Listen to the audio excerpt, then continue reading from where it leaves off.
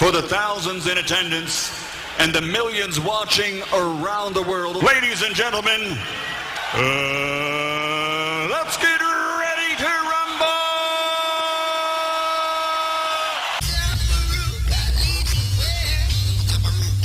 It has benefited, I'm talking about the slave trade, has benefited us in some ways because of the interaction of culture.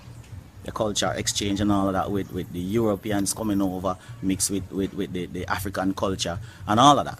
However, I do not think we have sufficiently gotten any strong benefits from that era. As a matter of fact, I know for sure that there are people who lived and worked during that time, descendants of them who hardly managed to really do anything. They haven't gotten anything substantial out of that. We do not have sufficient social services. We do not have sufficient, I would say, sporting activities for the youths. We need a community center, and people have talked about getting back money from the slave era.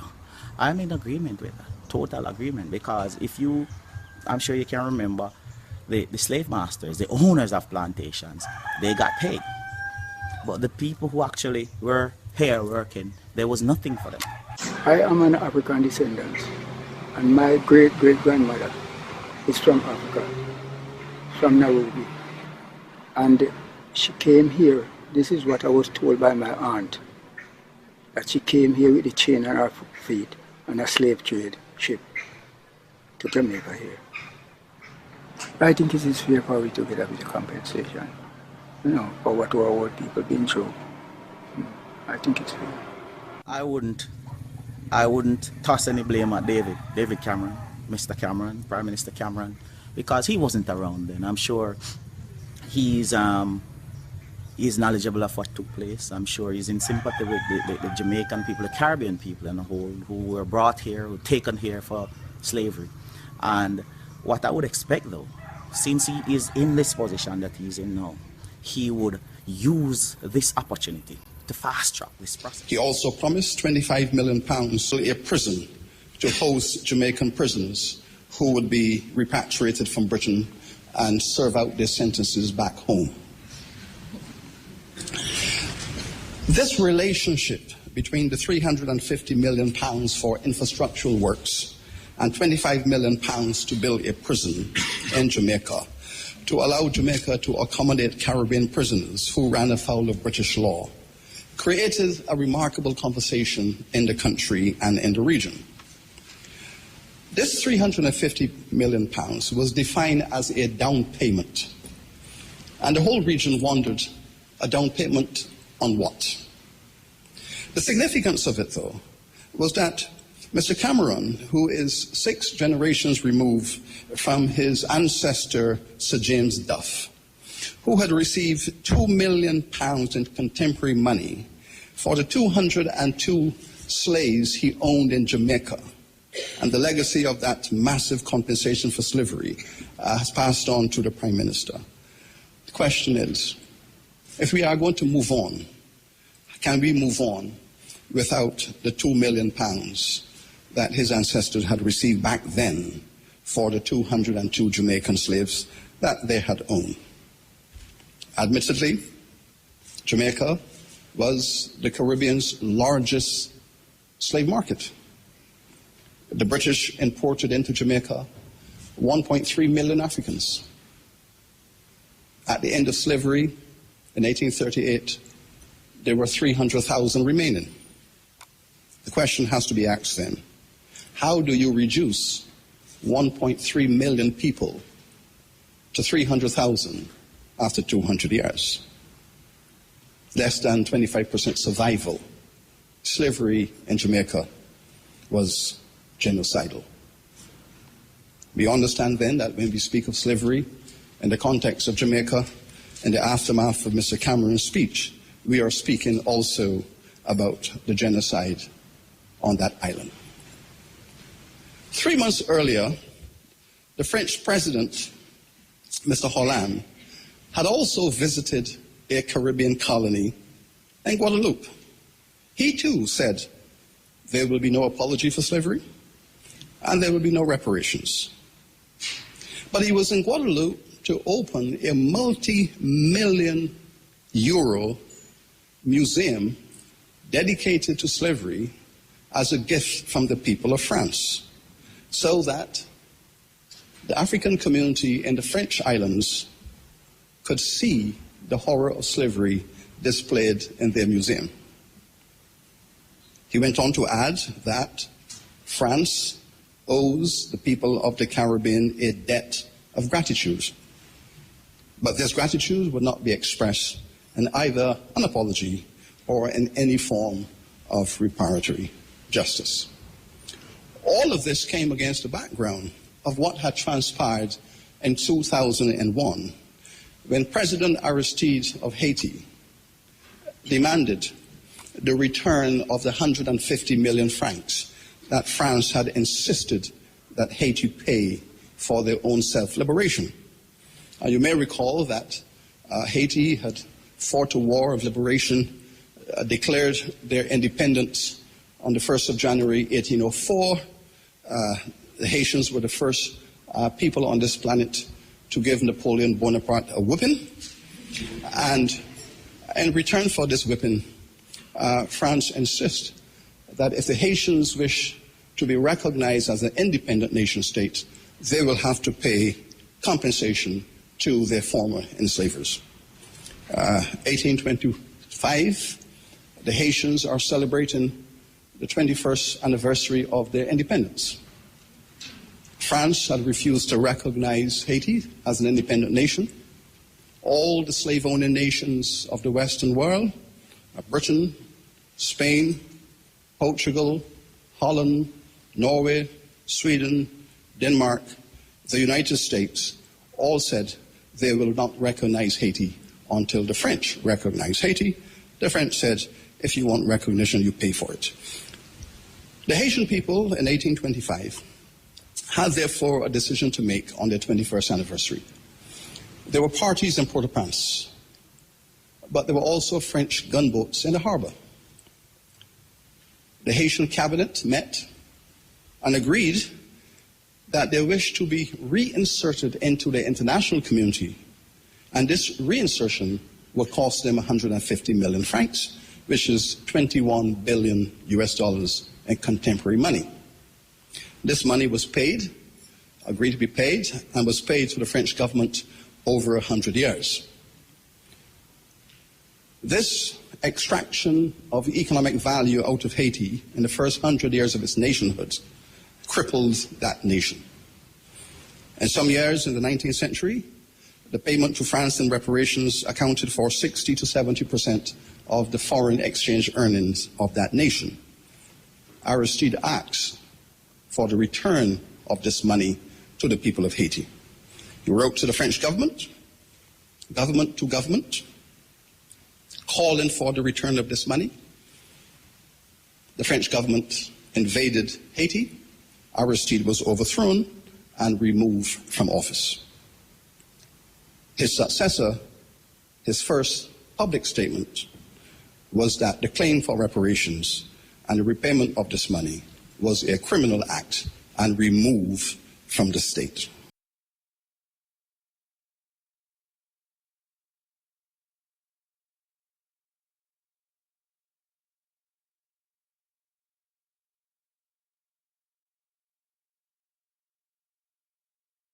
Insofar,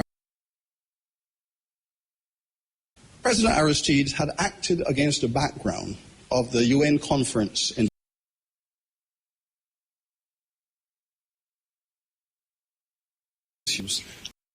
had pulled out of this conference on the basis that any discussions around slavery and reparations were internal national issues and not to be ventilated in international fora. President Clinton had earlier expressed a statement of regret on behalf of the American state, but had also refused to apologize. President Obama followed the Bush-Clinton line and also indicated that there is no need for a formal apology. President Holland did state in Guadeloupe that history cannot be the subject of financial transactions. President Obama declared that the discourse on reparations and reparatory justice is divisive of the nation state. The Western world, therefore, seems united in its opposition to the concept of reparatory justice for the people of Africa. And so there seems to be a Euro-American alliance that stands in solidarity in opposition to justice for the enslaved peoples of the modern Western world. But yet, the conversation continues. It is growing in intensity. And as one of my colleagues have said in Guyana a few days ago, the water is boiling and someone will have to make the tea. But the discourse is as predictable as it is despicable, claiming as it does an attachment to the values of democracy and the sensibility of democracy. The British formal position, let's all move on as friends. The American position that it is divisive of nation building and therefore not in the national interest, followed upon the British position in their parliament in 2008 when the British were celebrating the bicentenary of the abolition of their slave trade in 2008. The British House of Lords debated this matter. The conclusion of the House of Lords is that yes, slavery was a crime. Yes, slavery was an evil, and that the British state participated in a crime and in an act of evil. But there is nothing that can be done about it, because the enormity of the crime is too large to contemplate. This crime, the global dimensions of it, the moral dimensions of it, the sheer evil of it, it is too large to contemplate reparatory action. In other words, according to the House of Lords, the crime is too big to be filed. And so we have two concepts: too big to fail and too big to file. These are powerful concepts. They all speak to the existence of the powerless in societies in the face of national and global crimes. They all suggest that modern law, and we are here in Harvard Law, that modern law is crippled in the face of this crime. It is recognized that it is the greatest crime of modernity, but there is nothing that can be done. Law, philosophy, and politics have come to a gridlock in the face of the recognition of the crime. The challenge, though, philosophically and legally, is that democracy, we are told, cannot accommodate itself to reparatory justice for African folk. Too big to file. It all happened a long time ago. Let us move on. Have joined with some earlier concepts, such as, I cannot be held accountable for the crimes of my great-grandparents, and that there can be no resolution to this injustice. All of us in the Western world then seem to have gone into a cul-de-sac, and our intellectuals have not pointed the way out. Gridlock, therefore, seems to be the state of affairs in respect of democracy and reparatory justice. All of this has converged around the most extraordinary achievement of democracy, the device we all know as the national interest.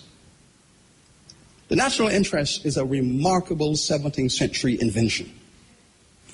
It's an invention that enables the state and the powerful to make judgments on behalf of the powerless and to sustain their authority over time in the face of adversity and criticisms from the majority of peoples. It is a concept that is fluid, it is volatile, and it is commercially available. It's a concept that can go to the highest bidder, but prefers to be dressed in the finest and most sophisticated garments. It comes wrapped in beautiful legal and philosophical discourse, but in effect, it is a device of the powerful, who defined for all of us what is in the national interest. So I wish to make a few comments then about the auctioning of this concept of the national interest. In the 16th and 17th centuries, there was a strong argument that said slavery was not in the national interest.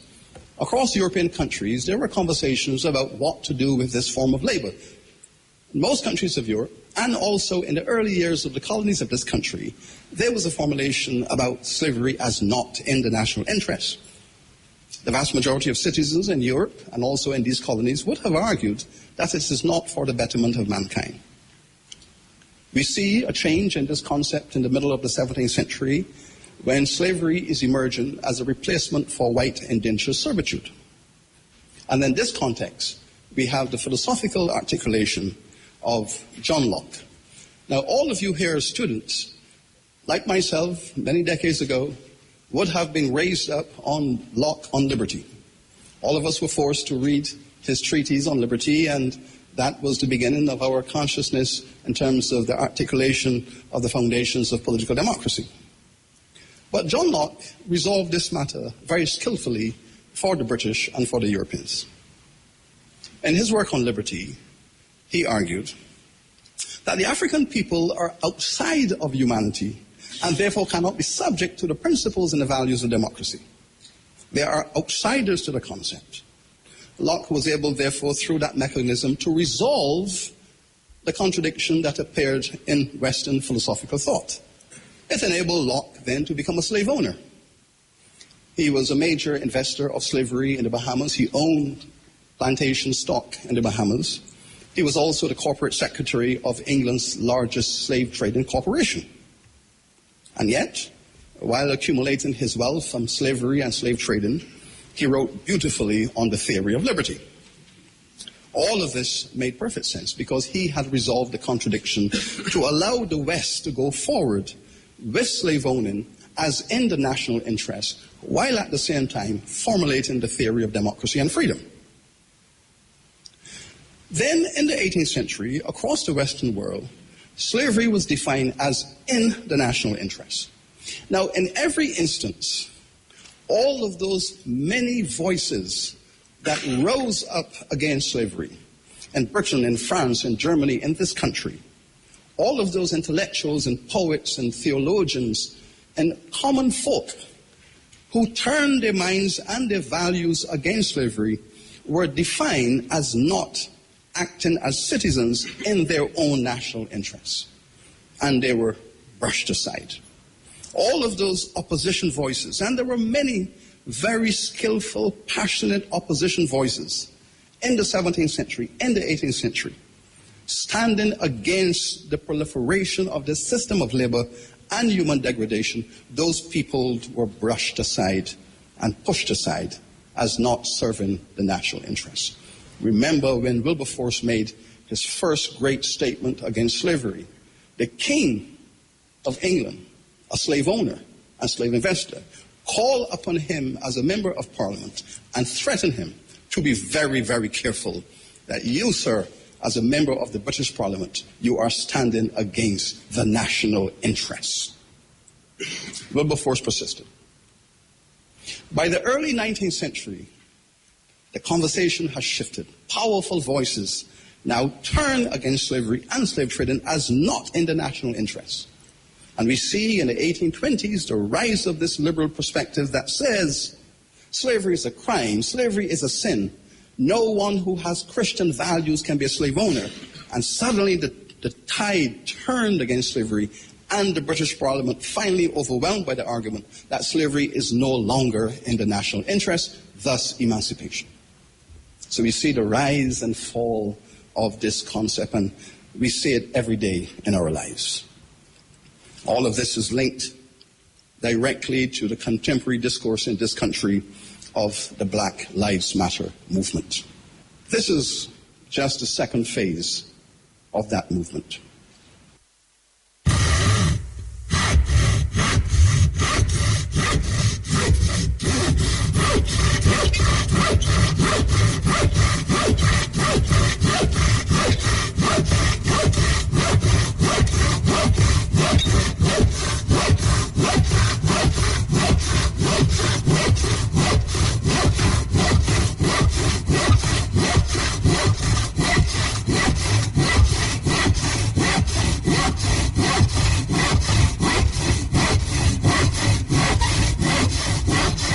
Listening there to a public lecture by Professor Sir Hilary Beckles, the Vice Chancellor of the University of the West Indies.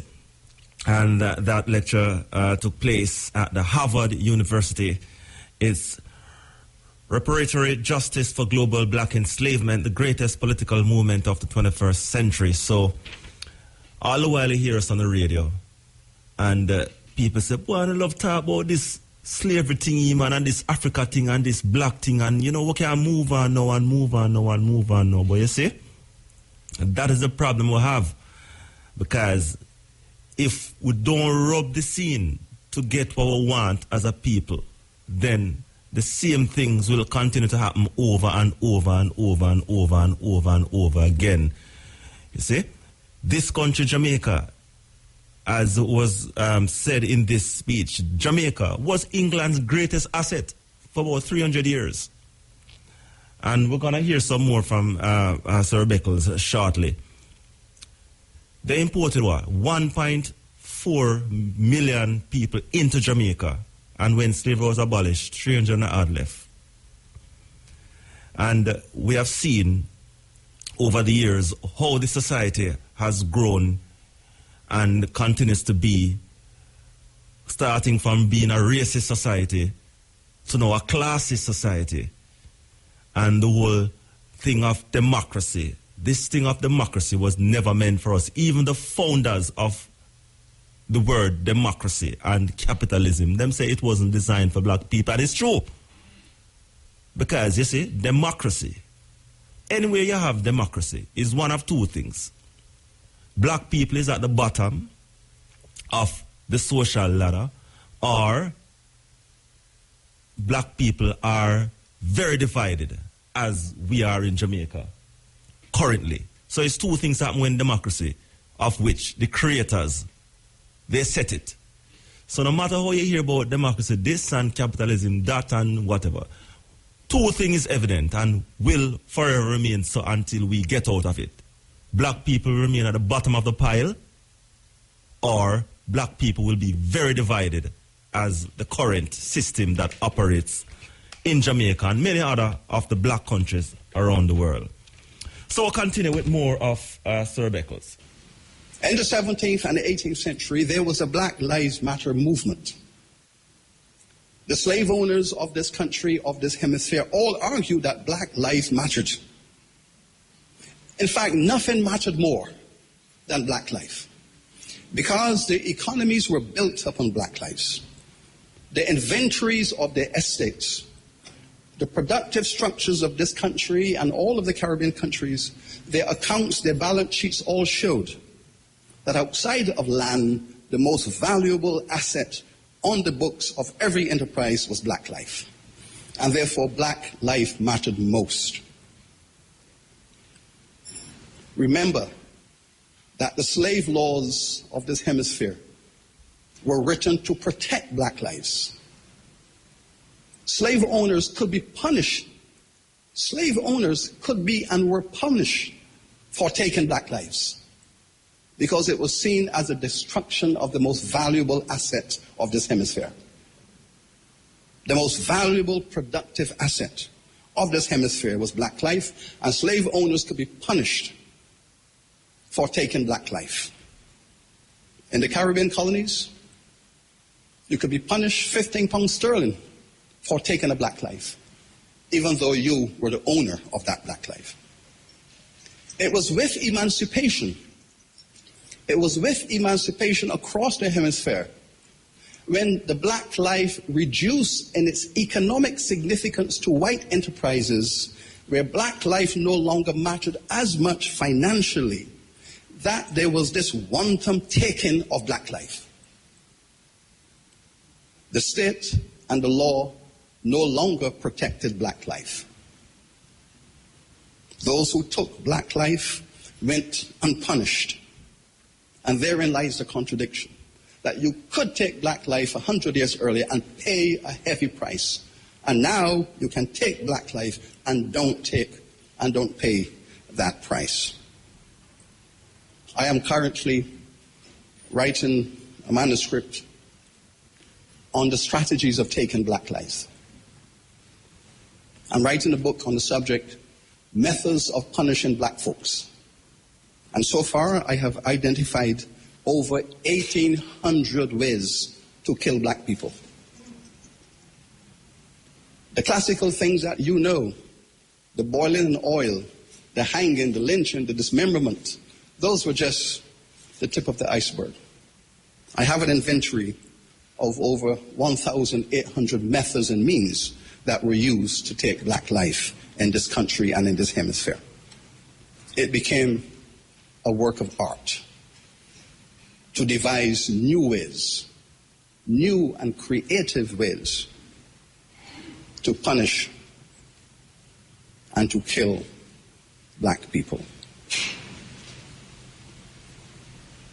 I wish to tell you two small stories before I go any further.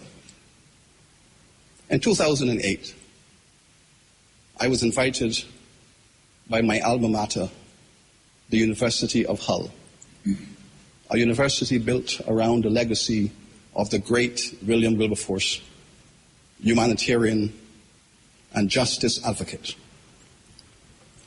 to establish an institution for justice in his name. I was honored to do so, and I agreed.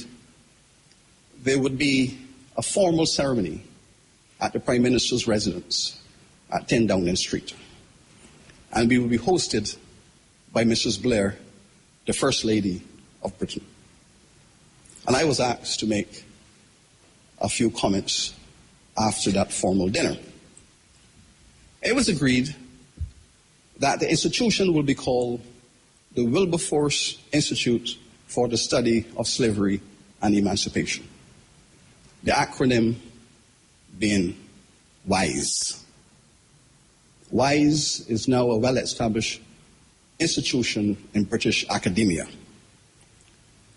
In my after-dinner speech, I thought how much better it would be for the future, for the younger generation of scholars, for younger generation of students, if such an important institution would not be called the Wilberforce Institution for the Study of Slavery, Emancipation, and Reparations, in which case the acronym would be WISER.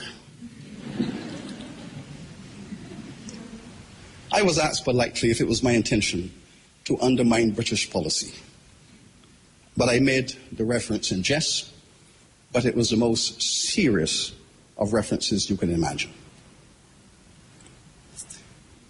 Then last year we had the most extraordinary visit to our University of the West Indies.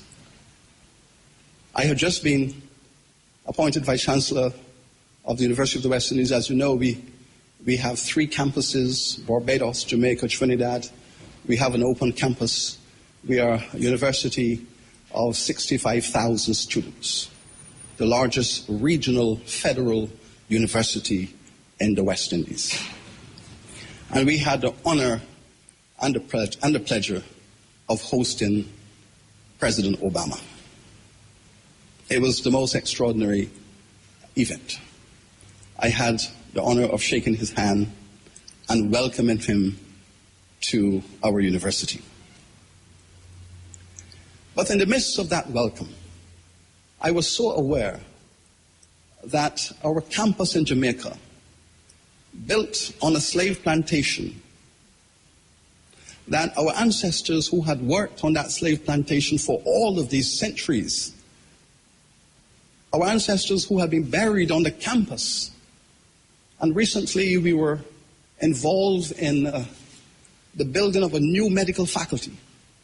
And while the construction was going on, the foundation was being dug, up came these bones from the foundation where the medical faculty was going to emerge. We had no idea that we were excavating the slave cemetery of the plantation. We stopped production, did the needful things, the ceremonial things, and so on. And while my mind was engaged in all of that, I was welcoming our esteemed president. And in my spirit, I felt that there was a connection between all of this. I felt a sense that there was a connection between this history in the present, the fact that our ancestors' bones were being dug up as the president was coming to our campus. It was a most extraordinary sensation. And for that reason, that moment will always resonate with me, that visit of Mr. Obama, our ancestors' bones spoke to us, unearthed and spoke to us, and that there was a message for Mr. Obama. I will speak to that message later on. And so we recognize that I am now the Vice Chancellor of a university with 3 campuses, and each campus is built on a slave plantation. I came from Barbados, where I was the principal or the provost of a campus. And one of the last things I did before I gave up that position was to honor the memory of those enslaved Africans who had worked on that land before the campus was built. We have a monument on the campus called Quao's Quest, in honor of a gentleman called Quao.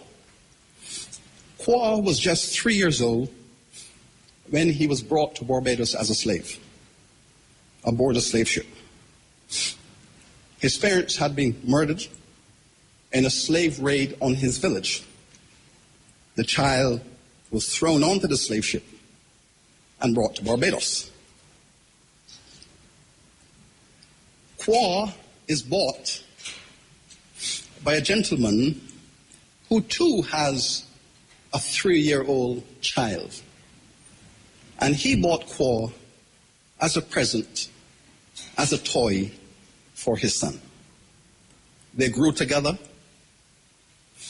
Quao's genius was recognized by his owners. They found that he had, as a child, a phenomenal intellect.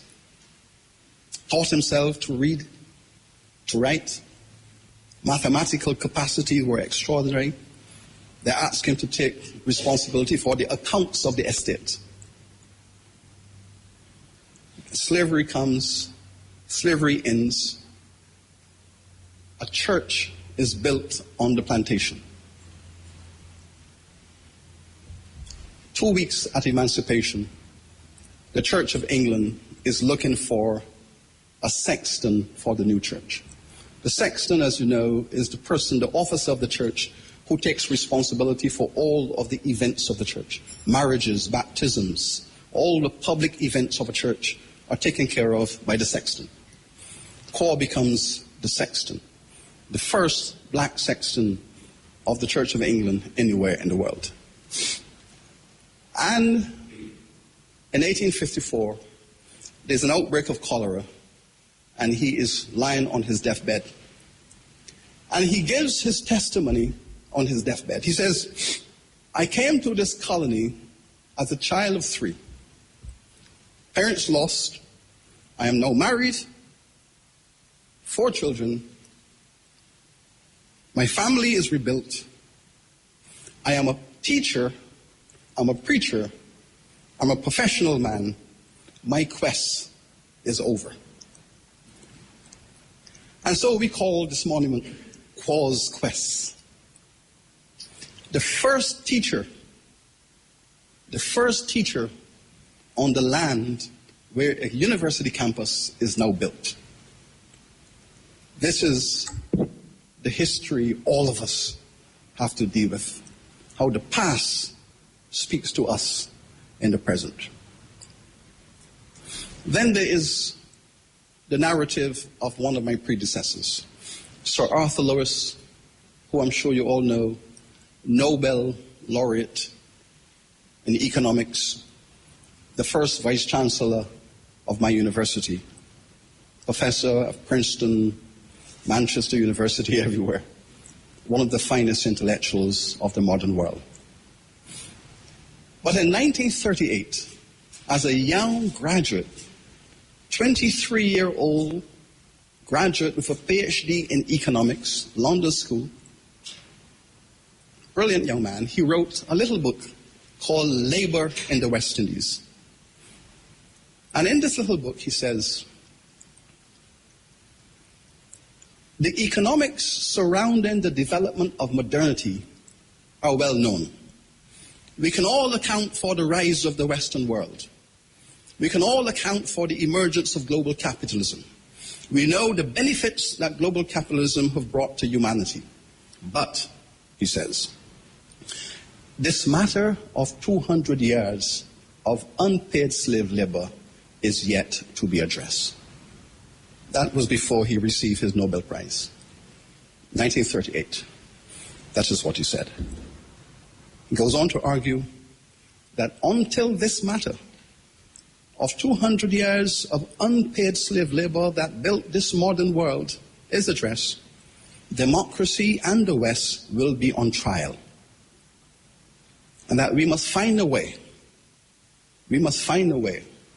to address this matter if we consider ourselves as Democrats. Following the fourth, he'll be back next week. We're playing a public lecture by the Vice Chancellor of the University of the West Indies, Professor Hilary Beckles. He did it at the Harvard University in Boston. As you know, Harvard University is one of the leading universities in the world and the United States and this side of the world. And he was giving a speech on reparatory justice for global black enslavement, the greatest political movement of the 21st century at Harvard University. He did that a couple of weeks ago, and we decided to play it tonight. We have the last part of this lecture, public discussion by Sir Beckles, and of course we'll open the lines after this, and hopefully we can have a discussion on this topic. Now, let us historicize that for a moment.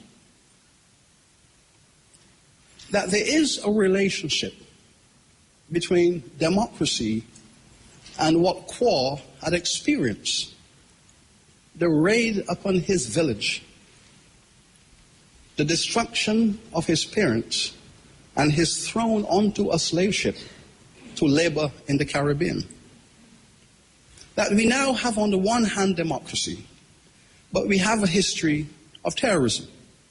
The slave trade was nothing more than unleash terrorism upon the people of Africa. And this unleashing of terrorism upon the people of Africa went on for 400 years. But this terrorism and the democracy that we all are now a part of are connected by this middle passage. We have the records of all of those kings of Africa who stood in the way of the slave trade and slavery.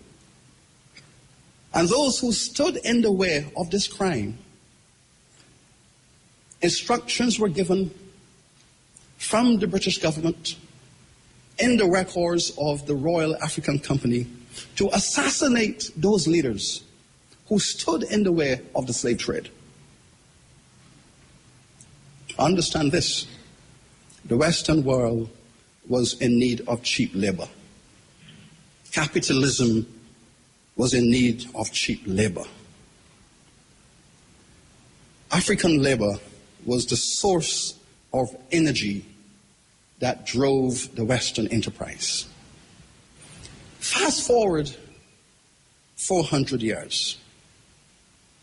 We are now having a conversation about alternative energy, renewable energy. The conversation in the 17th and 18th centuries about cheap labor is the same conversation as the conversation today about cheap oil. The language, the narrative, the paradigms are very similar. Cheap labor, cheap oil, energy. And so we had a land grab in Africa, a labor grab, now followed by an oil grab. The energy debate of today is the same debate as the slave trade debate of yesterday. And in much the same way that President Obama's 21st century alternative energy victory must be celebrated, it was nonetheless the second part of a conversation launched by Abraham Lincoln for an alternative source of energy to drive the American economy. In other words, slavery was not the energy source that was now required. We now need another source of energy. And so President Obama, President Lincoln are linked at multiple levels, but they are critically linked in their search for an alternative form of energy to drive the economy of this country. Terrorism, alternative energy, and the contradictions of democracy, as I have said, have been resolved. And now all of us are asked to deal with this discourse around reparatory justice. But those who argue against reparatory justice, when you examine the assumptions of those arguments, whether legal, philosophical, social, moral, whatever the assumptions of the opposition to reparatory justice for African peoples, they converge around a simple point: that the African peoples of the Americas might have a moral and legal right to justice, but they are not deserving of reparatory justice. Unlike all the peoples of the world, these people are not deserving of reparatory justice. Reparatory justice, we all know, is about power.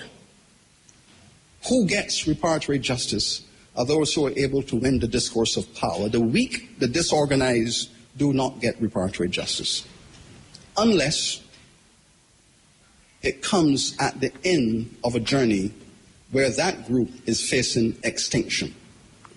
And when that group is facing human extinction, then the conversation might change around reparatory justice. We have seen this in the context of indigenous people on the verge of decimation being the subject of reparatory justice.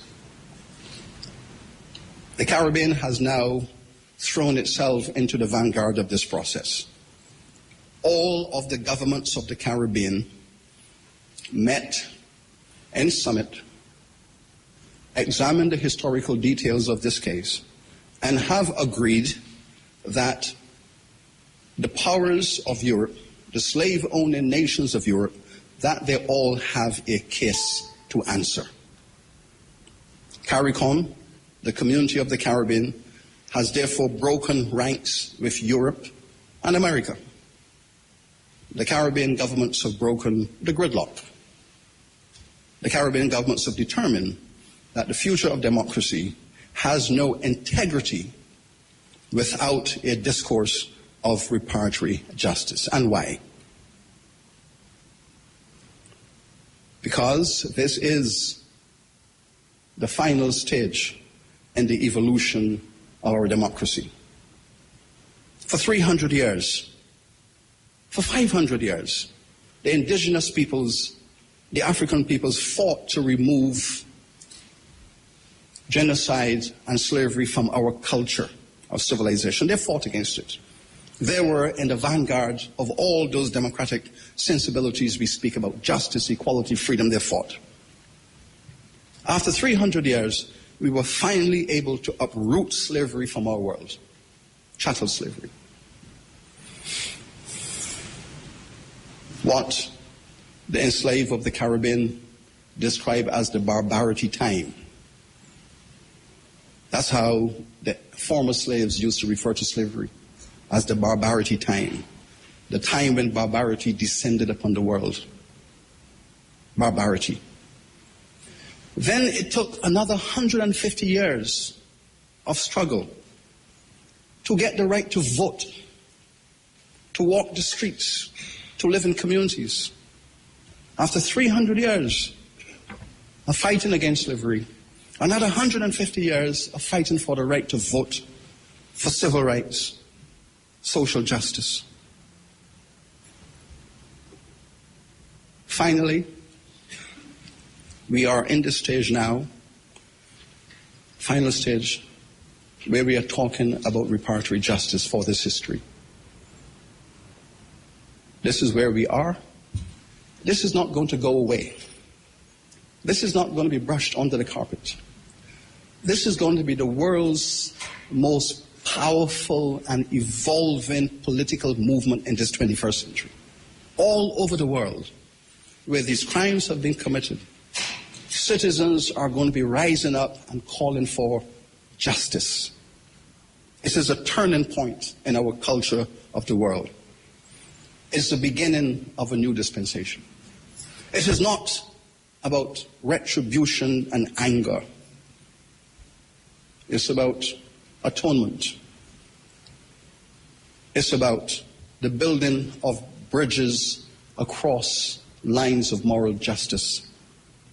And I am in full agreement with the Pope, who said this is not a time to be building walls. This is a time to be building bridges. Because we all know what a bridge is. A bridge is just a wall turned the right way up. That's all it is. Or the right way down, as you might wish to imagine. And so we are into building bridges. Bridges across cultures, civilizations, bridges with an objective of world peace. The CARICOM governments have taken that bold step, and they have established a commission of inquiry to carry out the necessary work to formulate a strategy of reparatory justice to move these societies forward. They have approved what is now called the CARICOM 10-point plan, the 10 issues around reparatory justice. Issues about development, housing, healthcare, education. Issues about social justice, infrastructural development. Critically, what CARICOM has said is that this mythology perpetrated by those who are against justice, that reparatory justice is about black people standing around on street corners expecting charity from white folk. That is the myth that is used by those who campaign against reparatory justice. It's about black folks in a mendicant, subordinate way, looking for charity. Another level of charity. This is what they say. It is not about those issues. I am the chairman of the CARICOM Reparations Commission. I am not and will never be a part of that kind of discourse. I am concerned about the eradication of illiteracy, bad health, bad housing in the societies that have been ravished by slavery. I have said to the British Prime Minister and to the British government in their own parliament, you have left the Caribbean world in a royal mess. You have left the Caribbean world in a royal mess. Come back and help us to clean up that mess that you have created. That is what reparatory justice is about. I live in Jamaica. That is where the Vice Chancellor of the university resides. When Britain gave Jamaica its independence in 1962, 80% of the black folks in Jamaica were illiterate. And this is after 300 years of extracting wealth from Jamaica, their richest colony in their history. the colony that gave them the global push into Asia and everywhere else, Jamaica, the land where the Prime Minister's ancestors made their fortune. 80% of the people were left, and they were told to go and develop. I spent 6 years as a student in the Faculty of Economics. I have seen or heard of no economic model, no economic paradigm that will enable a society with 80% illiteracy to develop. The people of Jamaica, nonetheless, have done very well to convert that mess they have inherited from the British government into a sustainable nation state, and they must be congratulated. All of the Caribbean societies inheriting this mess went to work in an act of self-help to carve nations out of this mess. My island where I was born, Barbados, is very proud of its democratic culture. But this was the first slave society in the modern world, the first society in the Americas where African peoples outnumbered Europeans, Barbados.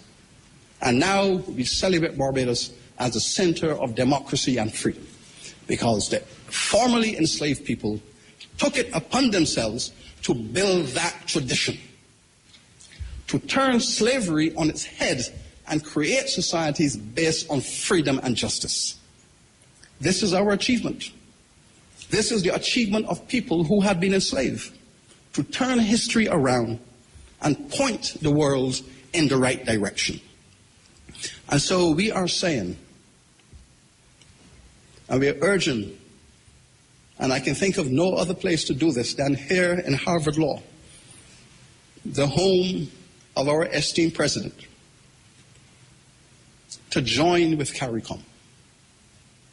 Join with CARICOM. Establish a national commission in this great nation to examine the history and the legacy and the consequences of slavery with a view to building the foundations for another round of civil rights and human rights in this country. Urgent that he use his considerable global influence,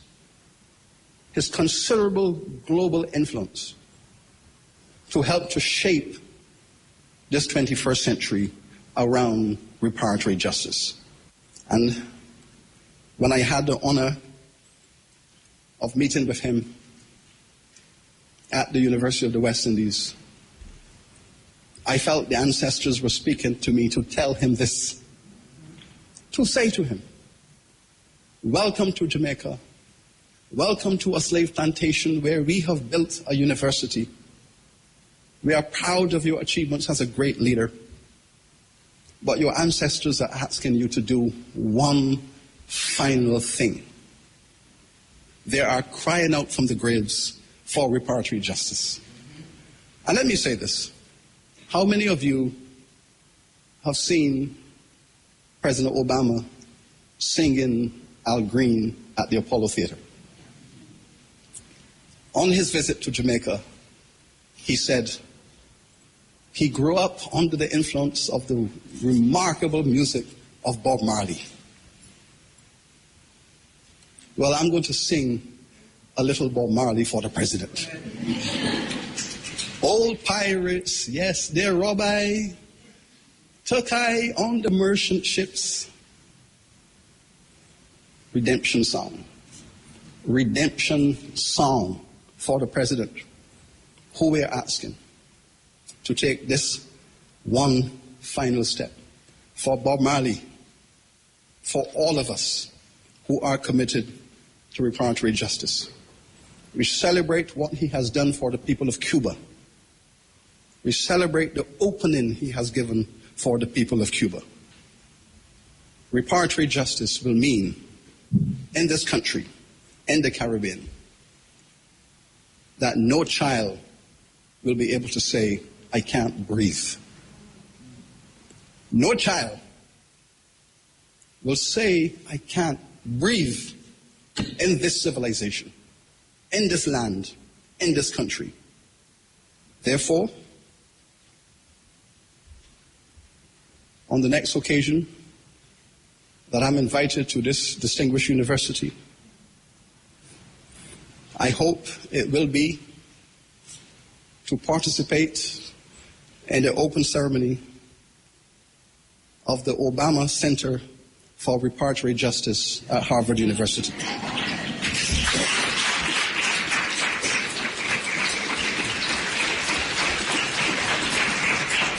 All of us as academics, as scholars, must stand for justice.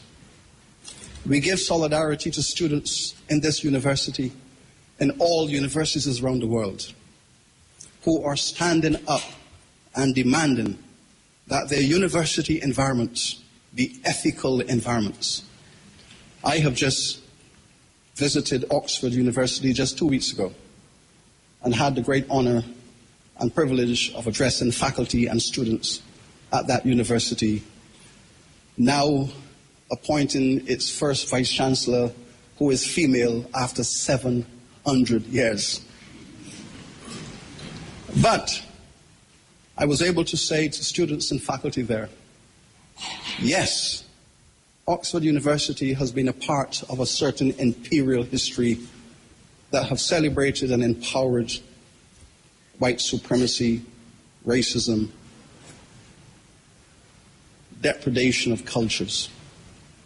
And I recommend this to the Vice-Chancellor, that the way around this, Oxford, the University of the West Indies, the University of Johannesburg, where Rhodes is recognized.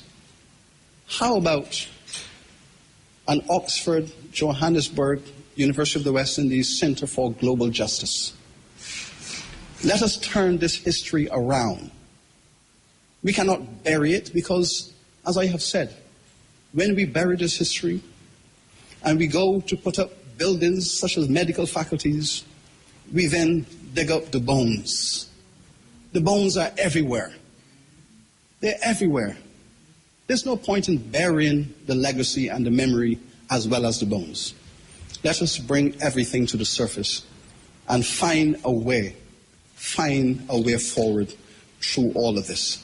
I thank you for the generosity of your attention. I thank you. All right, a speech there by Professor Hilary Beckles at Harvard University, looking at reparatory justice for black enslavement. One hail Muta, you know, Muta over there in Turkey, same tune in. Late. Late, Tracy. Hours in the morning, Muta not asleep. Yeah, man. Hail up the great wonder, man. Hope you tune in. You see, we're not straight. We are keep the message the same way, for the people out here in Raiderland listening to IRFM on the cutting edge. The message is about mental liberation for the African peoples. Saying yes is way more fun. Fall here holding the fort for Muta over there in Turkey. 7:40 in the morning. So it looked like him never sleep last night. Same thing, yeah. And make sure same tune in. I hope you're enjoying the vibes over there, though. We know it's not an easy country, that, but we know you do your thing still, Muta. Yes. So we just heard there from Professor Hilary Beckles looking at reparatory justice for the global black enslavement, and you see, 102 years ago, Marcus Garvey, him traveled, the places around this Western Hemisphere, and it was the same thing. Everywhere him go, black people were at the bottom of the pile, suffering. He asked the question, where is the black man empire? Where is the black man navies on the sea? Where is the black man Wall Street? Where's the black man satellites? And 102 years later, we still asking the same thing. Where are all of those? We come through one of the wickedest atrocities in the history of humanity. And we own people don't like to hear us talk about it, but we have to talk about it. Because if we don't talk about it, then it's very likely that the same occurrence will happen in some shape or form. as you heard in the lecture, the word democracy, when they were coining the word and the whole capitalism in the 17th century, it was designed to keep out black people. And it's the same thing we have been seeing over and over and over again. Anywhere where capitalism and democracy is, black people is divided or black people is at the bottom of the pile. People don't like hear we talk about Africa, the cradle of civilization. Sir Hillary, what he's doing and what he did is the same thing what Walter Rodney usually do in the 60s here in Jamaica. He usually go out in the ghettos and try to enlighten the people, because him just never feels lecturing in the university at the time.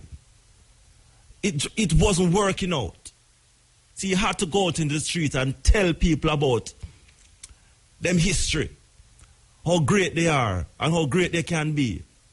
But the Jamaican government never liked him, and the Jamaican government declared him persona non grata, grounded him at the airport, and he couldn't come back in Jamaica again because of the same thing you just heard from Professor Hillary, because the same thing Walter Rodney usually do.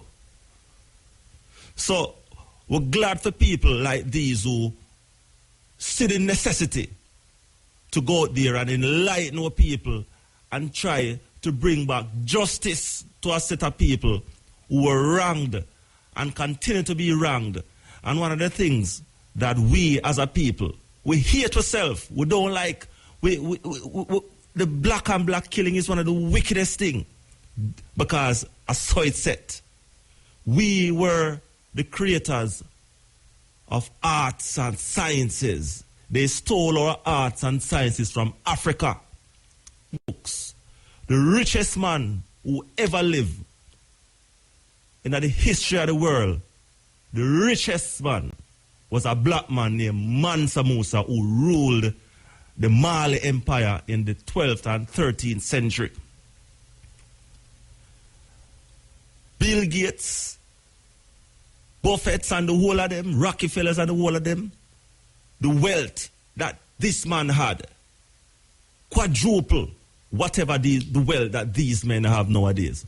So we have a rich history from which we can draw on to guide and to shape our future as a people.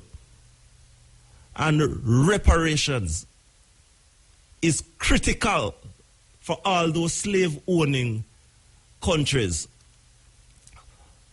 to impart back on the mess that they left us, both economically, physically, mentally.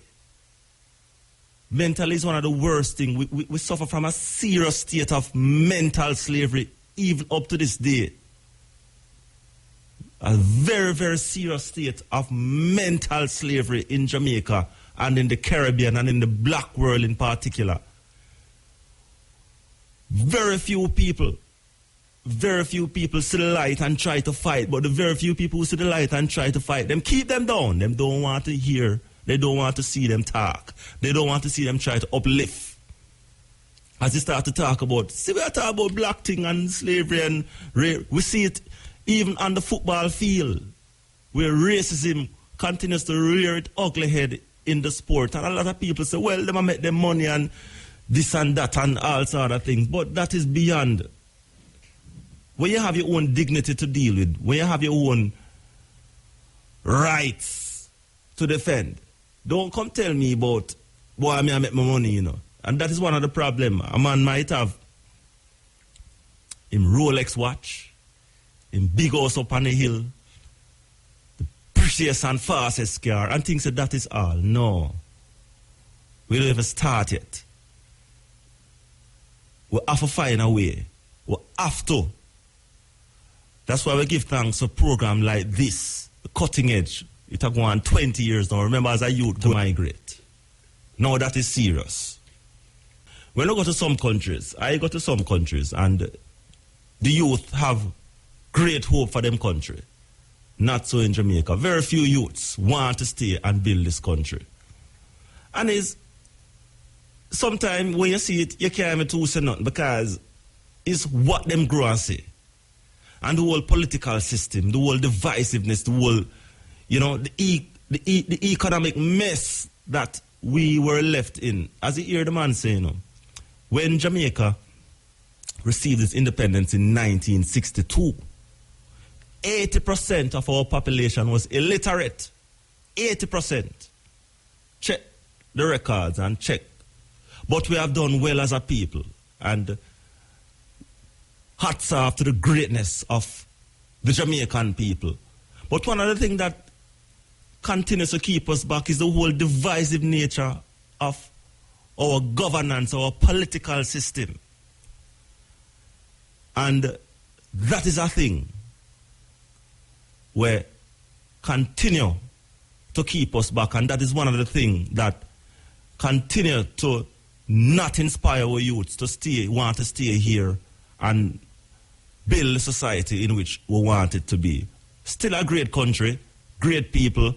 We have, when you look at a country that can produce people like a Marcus Garvey, a Joel A. Rogers, a Usain Bolt, a Bob Marley, a Burning Spear, and we can't go on, and we can't go on, and we can't go on. There's something about this country. But the mess that was left back by the slave-owning countries on us continues to affect us to this day mentally, economically, physically.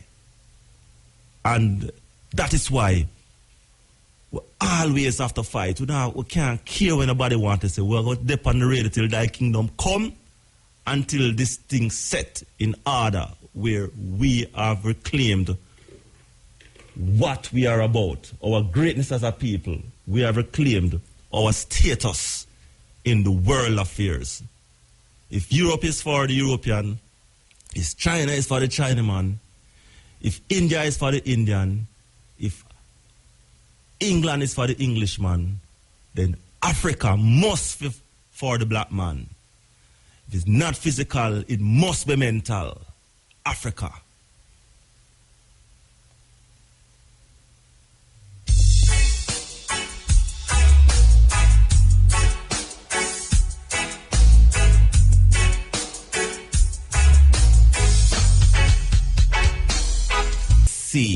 So from Sister Clarion, let's hear from the man, Linton. Yeah, man, this is the cutting edge on IRA FM. Roger Concrete Asphalt here holding the fort for Muta over there in Turkey. Yeah. So we're taking your calls, Remember, you heard Professor Beckles a short while ago. Make we have a little discussion, no? And this and any other thing. Call us, man. 974-5051 and the usual numbers. Call us here on the cutting edge. Let us have a little discourse, a little discussion, and anything you want to talk about, because, this is IRA FM, the People's Station, #1. And the cutting edge continues to enlighten, continues to play its part in liberating the minds of our people. So, we're taking your calls now, as we say. So, 974-5051. Hello. Yeah, hello. Bless. Greetings. Yeah, man. Oh, yes, sir. You see, what is the most important thing at this moment? Yes. At this time is the identity. Mm-hmm. Your identity is the existence of your spirituality. Your spirituality defines you, that is anywhere you want to go. It must be omnipresent right in front of you. So that's how powerful that identity is. Africa is depending on us to carry the universe that is life together within that self-thought and self-consciousness. We remember, so we're coming to a period of our ancestors coming to a period of slavery. The chains that's taken off their feet, the chains, but mentally, your mind trapped for not know the true consciousness to life. Yeah, so you move the chains off of your feet and in your brain. Yes, and brain. But you see, like with the brain trapped now, you can free it up But always you need to be truthful to oneself and to your natural self. So that means where you is at this moment, at this time, you are in a studio. But through you are in the studio, the light and the dark is omnipresent. That is right there. But it is a reflection of yourself. That is a shadow. That is a darkness. When the light focuses onto your body black the gaze of the light. Why you see the dark behind you? Because the dark is omnipresent. That is always there. That dark is the eternal blackness of black people identity to aware of themselves. Once you free that consciousness of your spirituality, then you black people can live in love, harmony, and realize the self-thought of self-consciousness. Remember, say now, where Muta is at this moment, him still have to see the light and the darkness. That is a reflection of himself. That is a shadow. It will be with him because that is a spiritual identity to life. So if a man say, Haile Selassie present before coming to the existence, in that you see the light and the darkness, that is the omnipresent of the true present. So if a man say, Yahweh, Jehovah, Savior, the same source him talk to, but him call upon many different names to represent the source.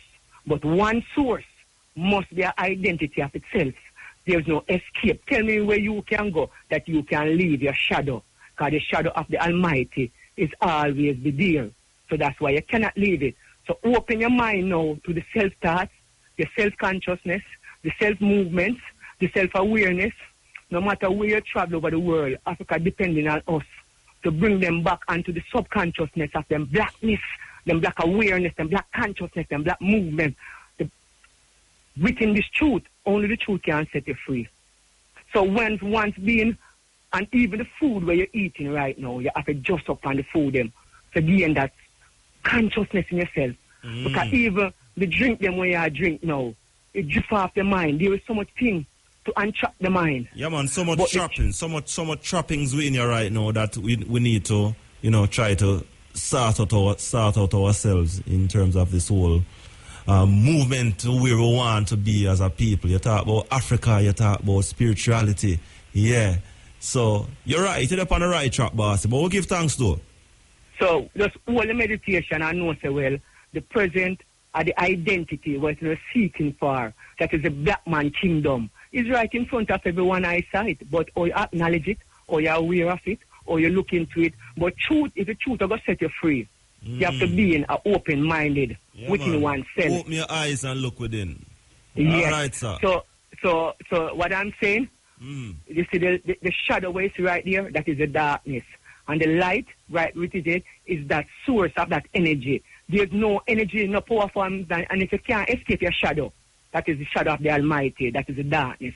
Then obviously you have to learn about it. White has always been following you. Yeah, man. White is omnipresent, so you have to go in yourself. So these are the reasons we need to come to so that people can get our identity, to be sure of themselves, to be loved. Bless up yourself. Bless. Yeah, man. Bless up yourself. Cool. Sense a million. You gotta give thanks and praise unto the Almighty Lord God. Oh, yeah. Do it, Jah. Murder. Make under, making up. Him name Jehovah, Jaman make under, making up. Him name Jehovah. Him inspire me to be a my chanter. Me mass with the mic round the amplifier. Me fling when the sadness can no more culture. The conscious lyrics and go hear me utter. So if you want an adult or a teenager, say every day you wake you feel read a chapter. Beginning of wisdom is the fear of Jah. The bottomless pit make we throw Lucifer. They take away we gold and them take me silver. Them king me poopa and rape me mother. They chip me from the wonderful land of Africa. This slave did the plantation owner. They take away with him jam and them call me nigga. The bungle word we no eyes to come in there. They tell we say we ignorant and inferior. Bless. Blessed. What's up? Man. Talk to me. Yes, sir, my boss. Talk to me. Yeah, man. I don't know. I reckon I try wholly the faith. Well, would I really motivate Jamaican on a level that we can see ourselves. Yeah, we're not apologizing for that. Yeah, because we're in a center here, and this is not a political issue. But we, as far as I'm concerned, based on Jamaica and with them matter, Jamaica matter now go solve none at all. Why? Because we now look straight. How straight we must look? We must look straight and see where we stand up for, where we need. We must look round the corner. Because here now, if Jamaica, this is not a Rasta issue. But the wise man, the majority take them as a fool. Like the Rasta from in the 1970s, 1980s, I tell you, say, health-wise, what we eat. Right? You have to look on a Rasta man and say, man, featherweight. In suck out at the same time at today. And today, dear, right now. We are trying to go health-wise where Rasta preached 30 years ago. You understand? You have the most united people in Jamaica are Rasta. Right? And at the moment, a man going to look on a Rasta and downgrade him, where him a wild up. Because a Rasta going to look on you and tell us, say, I'm a Jamaican, I'm a African.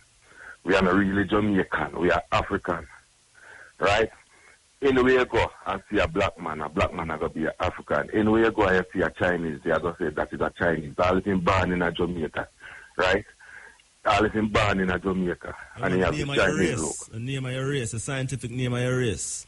Yeah, but when you try to show people all of these things, them are going to say you're fool. You're differently. Part of the way it's set, you know. It's set for tear down ourselves and try not to understand ourselves and try to know ourselves. You know, just how it's set. We have to continuously fight and we have to continuously try to liberate the minds of our people, because we in our state, we left back in our state where we still have to fight for get out and get the respectability and the status we deserve and what we are all about, you know? Yeah, because even for example, Bob Marley sing a song say we have suffered mentally slavery, and it really happened even by the election around what year. This is not a PNP or a JLP. But you're putting people in there to get a better standard of living, right? And before you get in, before you get a better standard of living, say you have bad road are going, see? You have bad road here. And it's really the constituency for you like 10 years or so. And then I fix the road. And when the election come out, them I go promise them I go fix the road. What happened to regular thing? Yeah. And at the same time, we not think straight. Because if you work at IRFM and you say you love your job, you not go give up your job for anything. At the same time, the big man them a look and we the poor man and say them love poor people. Them a go love we all the while as the poor. Because them a look say we are gonna look up to them at all times, because the poor they now put it on a higher level. And at each time a prime minister come and say, boy, we love poor people. They never say we love to see we come out of poorness.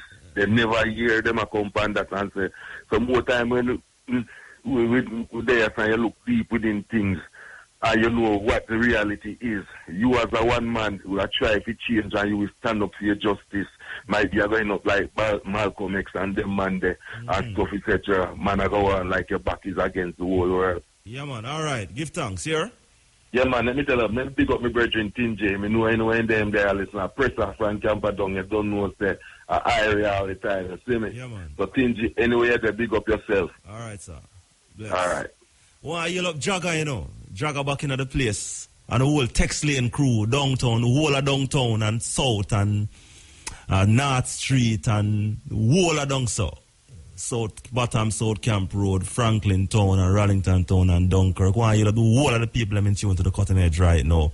Fletcher's Land and them place there, TG. Yeah, good evening. Yeah, man, good evening, man. Yeah, good night, yeah. Yeah, man, yeah, one of the youth who come from Trinidad, you know? Yeah. Yeah, you see, the deportation, that not ever so bad concerning when they turn your back. There are some system up there going when them hold your dad's way. Wicked. Alright, where you go to? Where you go to? Yo, let me tell you. So first thing, when you overspend your time, right? Oh, we are talking about Trinidad now, right? At Trinidad, we are talking about that. So them say you must come in. You look on your paper for the 5 years and so. This when you go, them hold you and them lock you up. See? When them lock you up, a ground them put up on. You see me? You have a man who did the immigration and do some things where him don't tell you him don't like outside Jamaicans. Him tell you that. As you go there, him don't care where you want, so him just deport you. You see me? Yeah, when him deport you, what him do? Him say you can plead the case and you get a liar. The liar now will take 10,000 from you. For you to get a SI again, you have to stay 9 months to 6 months before them hear your case again, before you go before him. And then he might take $5,000 from the liar, and the liar take $5,000, and then deport you. You see them, I tell you about them, I give you good food, not because of that. The food that them give you, daddy, them give you one little, then give you a tea bag, then give you a little sugar, what them give you on plane, and one little milk like that, what them give you on plane to mix tea. The earring what them give you, remember you're not prisoner, you know, man, you understand? Yeah, what them give you, some man get, and you go there, and them all the youth in our car and the youth read, and the liar let the judge find him and let him go. When them try now to pay the money, the man them call it police, them call it immigration, and immigration them all the youth are like first month him up there, some get 6 months in a book. Them hold him and tell him month run out and lock him up, and when he reach 6 months, them say overstay and deport him. You understand? I saw them and deal with you. Them and man all call you a girl name, you have to answer that. The immigration, are you up there, daddy? You're the Minister of Security give your man a letter and tell him, say, go and tell him to give some time in the country, but he's a Jamaican, see? You hear me? Yeah, man, yeah, man. And when them give him the time, the immigration officer take the letter with the Minister of Security right to above them and say, oh, you, lock up the youth and all the youth in the jail. See? And it's when you steal in with a phone, the youth take the picture and say what go on. And the man wife go back and carry to the radio station and to the paper, and then let go the youth undercover, right? Without them calling the immigration name. So immigration are going with their things up the daddy. All right, tell me something now. When you try to enter Trinidad, when? Well, me enter there a long time. Yeah. So me I say, and them say we must come in and look over papers because we're there a long time. So you get through when you look over your papers? No, them all and just dip you. So you never get to do what you want to do in Trinidad because them all at the same time? Yeah. And how long you stay? 6 years. 6. So you're working at the country for 6 years? Yeah, man. Yeah. I'm a youth and everything, and they say, well, you must come now for paper, do your paperwork, right? For you because you're there long now and you're right. Your time right. So you was one of the recent people who tried. Man. When that? Well, about a month ago now. Oh. Yeah, man. But I grown them put up to sleep. You see me I talk about and the food daddy, the treatment daddy, me I tell you, when Jamaican I go through there, they have a book when I write daddy, come I get what and them people phone come in video some things. But me have a book when I write down what them do. You see, the man all deport a student. In a December they tell them to come back for time. You go back for time because they shuffle the new Prime Minister there, right? New thing and you go back for time. And you go again and you go back for time and you go again. Them tell them to come back. So when you go, they're looking at your book and say, oh, you overstay and well and deport you. Remember, them tell them to come back, you know. So you have a youth down at Trinidad as we speak? Yeah, man. We have some man. Yeah, man. Yes, them no business with that. Them no business with that. You understand?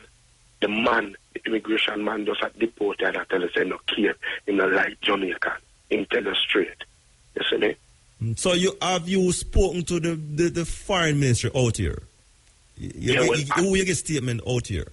Well, that's what I'm doing. I gear up everybody and I try because I go out, I go all the radio station and I can't get through with nobody. And yesterday in the area from the world they stand up, you know, and I security give me the number, you know, right? Because I'm come here on and I try to go. You understand? All right, let me ask you this. Have you make contact with the Jamaican foreign ministry? No, because that's what I'm asking how it go. You understand? Oh. Because you know they make a statement today. Yeah, but them don't gonna talk. Them don't know what go on and I tell about food. Them don't know what go on and all that. Because you see the minister of the world representative, him they don't go on with nothing in that. Him don't gonna chat to him and yam up him food and eat Jamaica money. Him not go on with nothing, you know. Him they don't represent you, you know. You understand? Yeah, commissioner, you know. So who they represent you? Nobody at all? Nobody. They're not business with you neither. Them just eat up what they mean for them fire. Them have a fire him since the new minister here coming to Jamaica. Them not represent you. Them are represent themselves. You understand? Me I tell you things are going that y'all have man who get time to come out. The man have total man there's not tourist bad man up there in a prison, you know. But if you go and bust up while they're head, you know. A container and in the ear, you know, you have then give your earring. And you know, your earring will then give you 1 hour earring, you know, and you have to wash. You have to wash, bathe and play if you want in that hour, you know. A fire broke out up there one day. So you know them to tell us if you come out and evacuate. You know what they do? They lock up back all the Jamaicans and everybody in it. You know, the cell, you know, and fire broke out, you know. You see, I tell you, if the fire get big, I kill every man. You understand? I want you to come back tomorrow, you know, because we're supposed to have some people tomorrow to talk to on the stepping razor.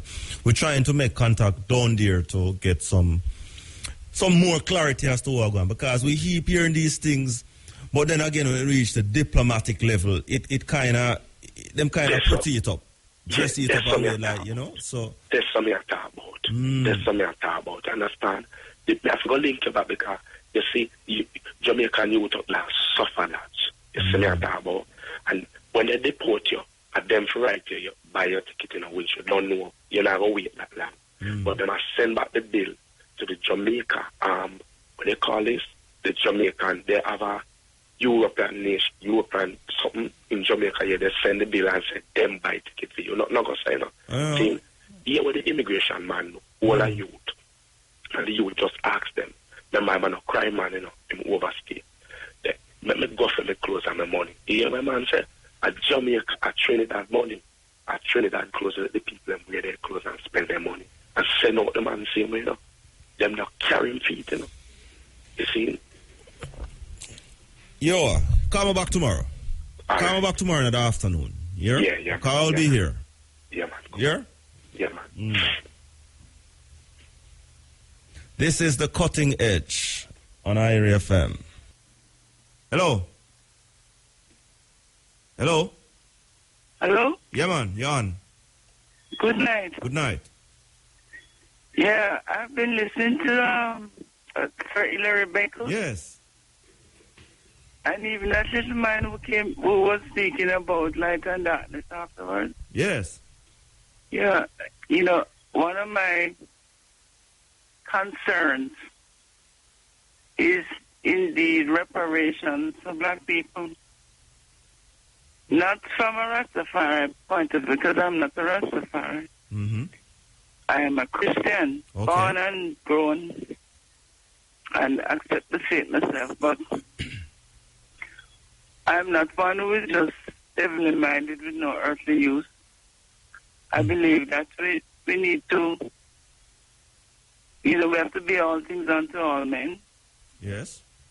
You know, and I like to look into the scriptures to see what God's purpose is for all of us, all nations, all peoples, all individuals. And what I notice in the scriptures is that God's own, the chosen people, they were enslaved like we black people. And their journey is similar to ours. Yeah. And one thing I want to let people know, from what I see in the scriptures, until we black people as a whole reach out to the creator of heaven and earth, who resides in the thick darkness, we're not going to get the prosperity that and the true liberation that we're seeking. I hear you, but remember, that was one of the planks on which we suffered enslavement, One of the what? One of the planks on which we suffered enslavement through the same Christian principles and philosophies. You get it that way? Yeah, I remember. Christianity is a complex thing, Yeah, but remember also that it was Christianity was used to justify slavery. Remember, history could show you that in Britain, a lot of the agitation was by Christian groups. True. The Society for the Liberation. True, but remember on the slave ships and even on the slave plantations, you had preachers out here, who turned up high, That's actually Christianity is a complex thing, and we Christians acknowledge that there are some people who are wolves in sheep clothing. Some people use Christianity for their own evil purposes. Okay. And there are some people who are the true children of God. So you can't say Christianity as a whole. What do you say now? Supported slavery, right? No, I never said supported slavery, but it was used to justify. That's what I was saying. Did and used the said Bible to justify it. Yeah. But the said Bible shows me a God who is just and fair, right? Some people find themselves in slavery because of their lassitude, the way they live loose and careless, right? They don't set up principles, structures, thrones, rulership, kingdoms, authority, no morals. If you live loose and just carry on like that, you'll weaken yourself, and stronger nations will dominate you, right? The children of Israel, when they went into that kind of slackness and loose living, that is how they became dominated by the Babylonians, and they were taken off into slavery. Right? When a people become loose, downgrade their own selves and so forth and so on, then they become weak. So Africa was in fact a glorious place with all other kingdoms, Egypt, Ethiopia, and so on and forth. But something must have happened. They must have fallen before they were penetrated by slavery. No, and I want. There's because they couldn't hello. There's where me you're going part. No. Because why would you say something like that? Can you be a people strong? A strong people together, loving. Love of self, love of neighbor, caring for the young, caring for the old, respect for authority, all the true values of social and moral and upright living. All these are activated and displayed and ripe in a nation. And you'll be so easily penetrated by outsiders who come in. No, but it's not. You make it sound that easy. But remember, African societies were feudal societies. They were what? Feudal societies, meaning that they had their system of governance. It was working for centuries. And when you welcome visitors to your shore. You welcome visitors to your shore with good intentions, but it's not all the while the visitors come with good intentions. Them come for other things. They come with trickery. We were deceived. Yeah, that was a very fundamental part. Deception. That was part of it. A very fundamental part. I mean, you ever hear the saying? I mean, they came to Africa. The missionaries came to Africa. They told us to close our eyes, and when we open our eyes, when we were praying, when we close our eyes. So you're laying it again at the feet of some of the missionaries.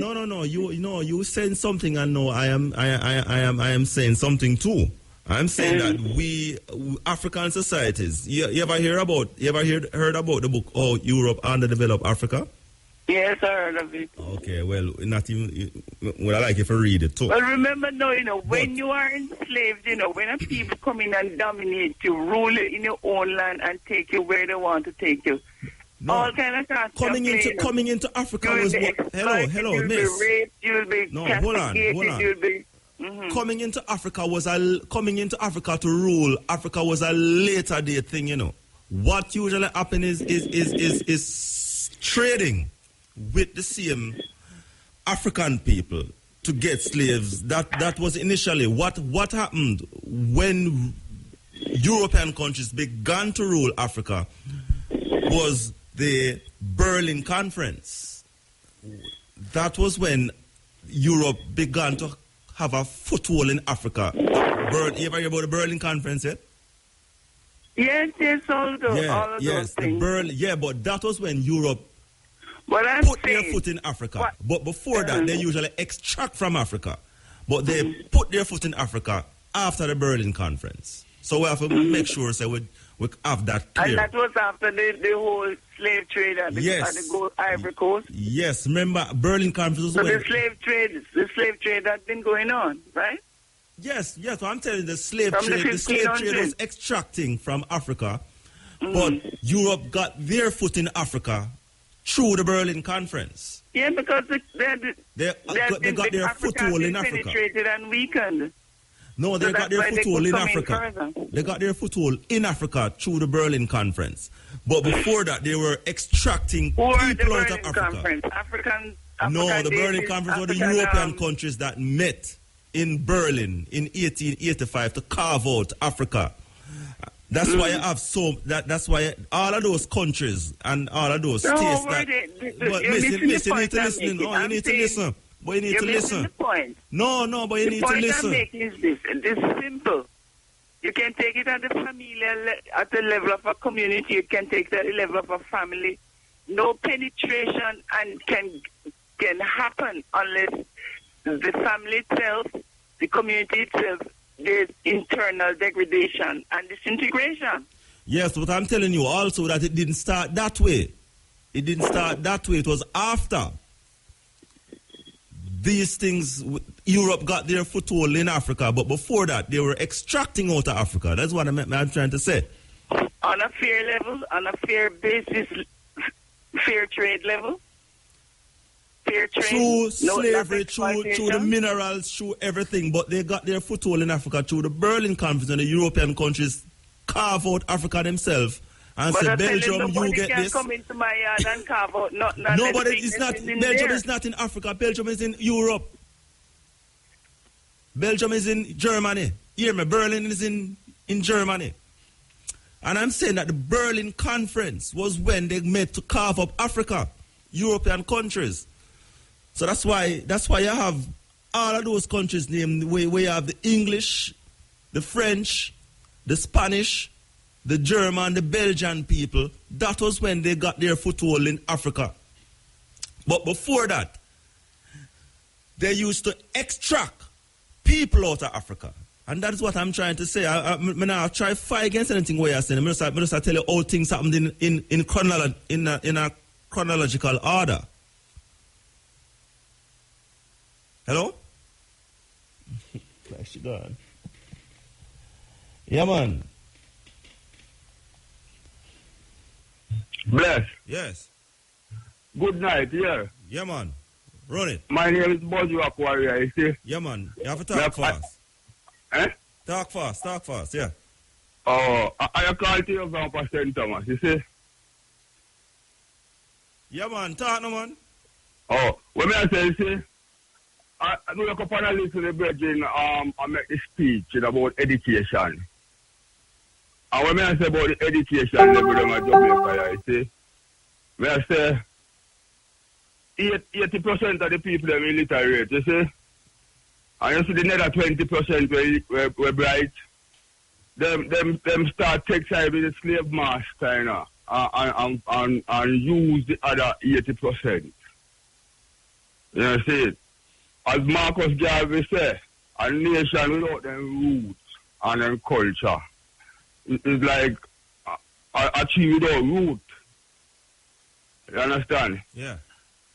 I would say, you see, religion different from Christianity. You see? The lady will come and talk about religion, look why. It's not different from spirituality. It's religion. Religion and politics form to divide black people. You see? And it's working down here. Because remember, so we are African, you know. And we there talk English. And nobody in the government, in the school, in the university, and all these places. None of them don't want to teach that Amharic talk in the school that black people can know their own language. We are talking a different man language. We are talking the slave master language. And the slave master give us this language we talk. That means that when we talk, we can understand. But we have our own language still, you know? No, but what I say now, I say the government people, politics and religion people, the 20% of the people were bright down in Jamaica, because I say 80% is done, you know. So I say the government people, when at the university and all these places, police and the army and the House of Parliament, none of them want to teach that Amharic talk down in Jamaica. Even Marcus Garvey. So who is pushing for Amharic talk in Jamaica right now? Who is pushing? Is there a... No, I'm not saying somebody should push or somebody pushing it. But what I'm saying, we are African. And down in Jamaica, remember say when the slave them come to Jamaica, then we scatter from Barbados, Trinidad, Guyana till we reach Jamaica, you know. And remember, say Jamaica, Marcus Garvey is one of the greatest man come out of Jamaica, you know. And in talk about education with black people, and them don't want Marcus Garvey to teach in a school. Well, because Marcus Garvey talk too much about black, and you know, like the only for black something them. So what I say, even though we down here, the whole with black, and you have labor right, you have PNP, you have church, you understand? And you have the school them. All of these people they down here, if I never Rasta, everybody blind, you know. Because some people just eat for themselves and drink for themselves and no business with the nation of people, you understand? You know, see, I remember say we did Colonial pack up in a slave ship.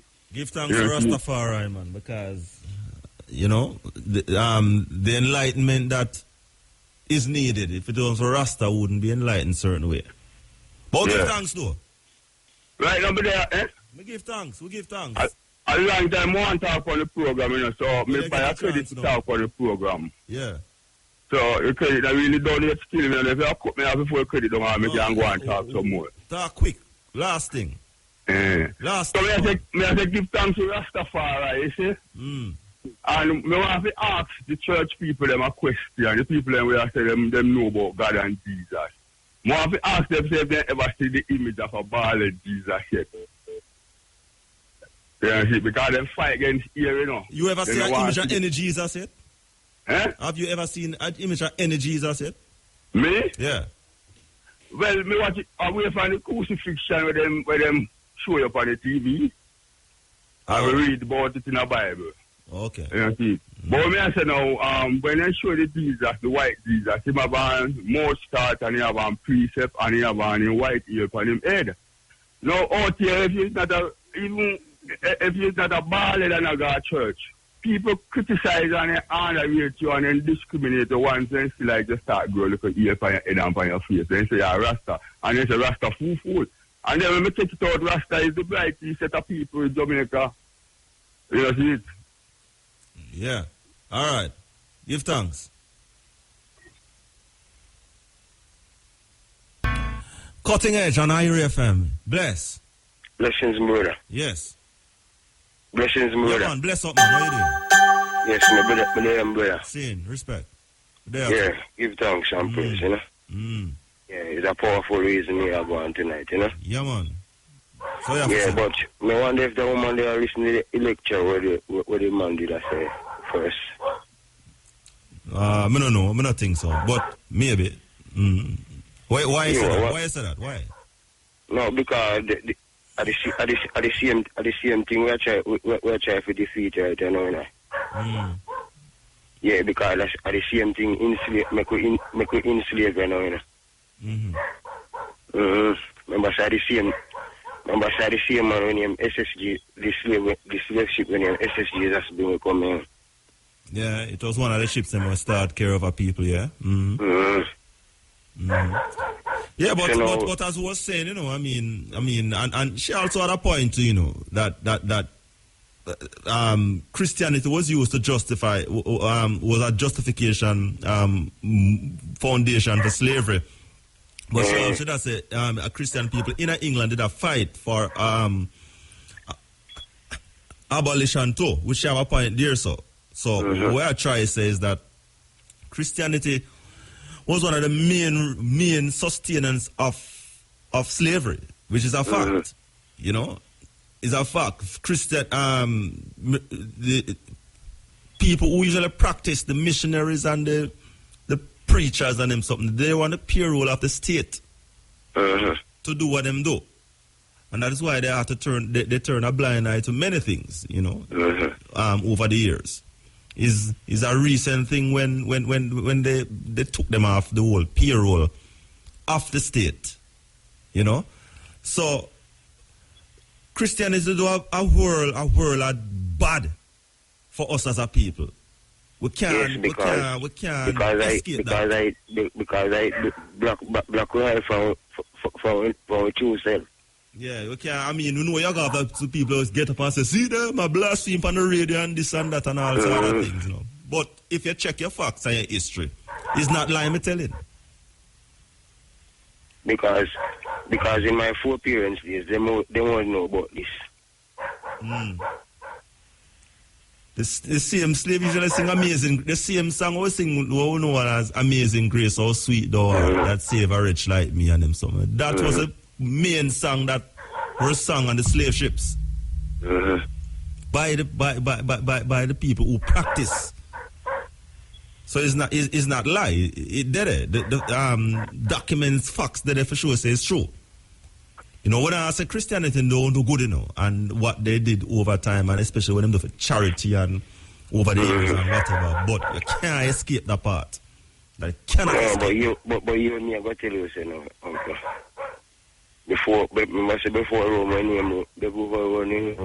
a Christian name, right? Yeah, hear me? Yeah, man, your dog about though. So, remember said them every all of them thing, you know. Modern Christianity and them thing, you know. So, in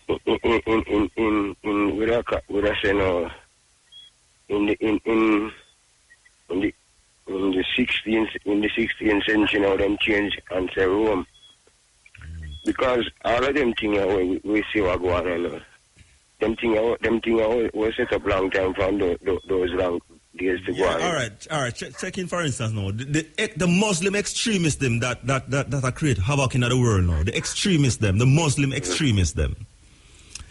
It's the same thing the Christian extremists them usually do in the 14th and 15th century, you know. The same type of killing, the same type of lynching, the same type. This is the same thing that it's just at the table stir now where one set of people make it look like, you know, this set of people is one of the most set of evil people ever come on the earth and them. But it's the same thing Christianity usually do in the 14th and 15th century. The extreme, especially the extremists them. When I talk about the conscious one, them know the extremists. It's the same thing that Christianity usually do. You couldn't talk about any other religion in the 15th, 16th, 17th century, or else you talk about blasphemy, hang, kill, all them kind of. But it's the same thing now that the Muslim extremists them I don't know nowadays. Still, I don't know, still, right? I know, I don't tell you still, I will Rasta in a car. Rasta made the whole universe know them true selves, you know.